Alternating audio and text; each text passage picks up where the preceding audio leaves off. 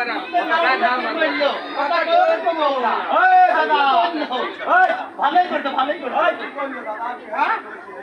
কিছু হয় না বেশি মুখে কোন দেখা দেয়া না ভুল করে হাত দাও কেন সামনে তো হাত করতে যাবে এর মানি বলেও